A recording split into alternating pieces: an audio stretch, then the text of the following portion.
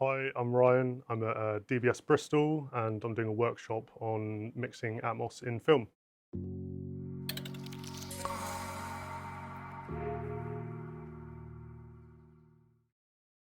You can see here, like track laying, we use a lot of, we call it like checkerboarding. So you've got scene A, scene B, and it's much easier to go because you want them on like different banks of tracks. So you can easily just say like, I can transition this, I can mix this and make this nice.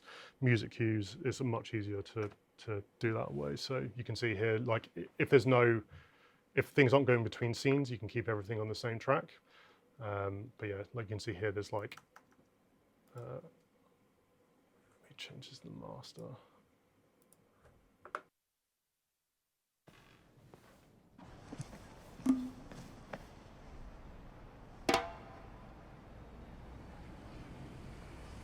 Oh, shit.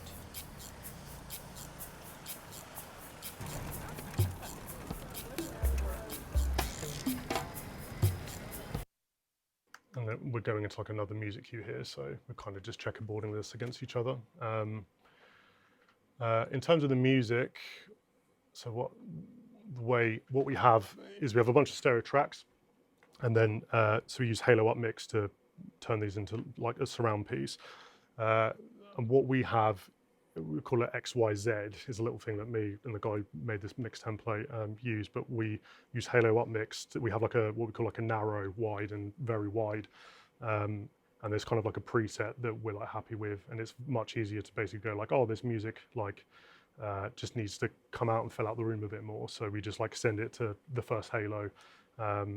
And I wouldn't like upmix everything, because if you have like drums and bass and stuff and you start like spreading it out, it's just going to sound weird. So try and keep like, yeah, percussive and bass elements like stereo up the front. It's definitely weird. And also, yeah, if you start folding down to stereo and have like bass in every single speaker, it starts getting a bit weird. But yeah, typically you would get like stems. So here, if I just play a few of the sections, I would ask them to like split things out into like percussion, bass, strings, try to get them into like decent groups so you can just like EQ and process them in a nice way. And yeah, so like, yeah, like there's a lot of drums and it's a very like percussive thing. So, but, you know, kind of splitting these off into tracks.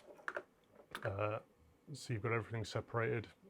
So you can see here, you know, you've got like drums, voice, strings, shakers. And yeah, these have all kind of like got a bunch of different EQs. And one thing with music is like, I think probably like difference like music production is a lot of it is you're not really EQing and doing a lot to the music. Hopefully by the time it comes to you, it should pretty much be in like a good state, but you've got to make it work in terms of like what's happening with everything else. And also like, I tend to find a lot of music, it's just like a little bit harsh. There's a lot of like 3K, and in terms of like film sound, I don't know, you spend a lot of time basically like taking a lot of harsh and stuff. Everything's meant to be like nice and smooth. So in terms of like music, yeah, I would tend to like, I have a bit of like multi-band compression and things going on. But a lot of it is, yeah, just like panning, putting it in the right place. Even if there's reverb, and like I tend to ask for just like bake it in. If you got reverb as part of the sound, bake it into the stem, because I don't want to remix it. I want to make your music sound a bit better and work with the film. But definitely like for transitions, you know, you can wash the end of it with reverb to help the tail kind of and help, yeah, process it that way. But you don't want to be in a position where you're like completely remixing music. It's, yeah, it's like it's you're mixing it to work with the film. Yeah. Yeah, if anyone who hasn't seen Halo,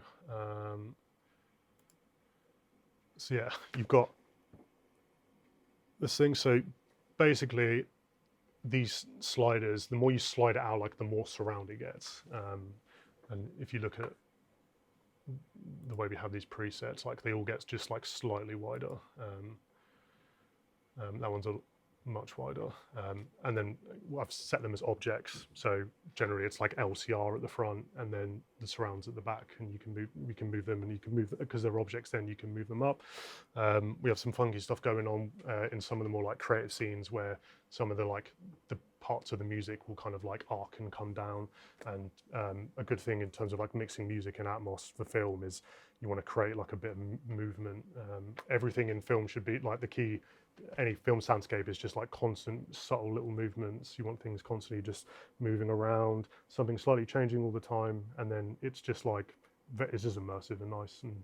And you know, I would say in terms of like everything from like music, backgrounds is the same. You know, you don't want just like an airy thing that doesn't change. It's all like about these tiny little details. And yeah, and panning is like one of the main tools we use for that. We're doing a spatial audio model at the moment. Yeah. I was just wondering, is it best to sort of keep changes when moving objects around the beds like quite minimal, or can you get away with sort of really getting creative with sort of big changes? So I would say like generally like minimal changes unless there's like, so I could show you like this scene in a bit where there's a bit more like it's a bit more sound designy, and like the music and the effects, everything's just moving around everywhere. So like if it calls for it, like definitely. But if you want it to be just like very subtle, small changes, I think like you know gradually like moving things between speakers, moving up and down. Height's a great thing for like gradually moving up, and then when there's like a point, I really like it with backgrounds, for instance, like I don't know, little things like birds and stuff. So birds, they like start here and then they start moving up, and then when there's like a bit of a break in the sound, you're like, oh, what's that? And you realize, oh yeah, there's some like birds above me. But if it's like always there, or if it goes like straight up, you're like, oh, what the hell was that? You know, because it's yeah, a bit distracting. Yeah, exactly. It's like the art of like not being distracting until you need something to be distracting, and then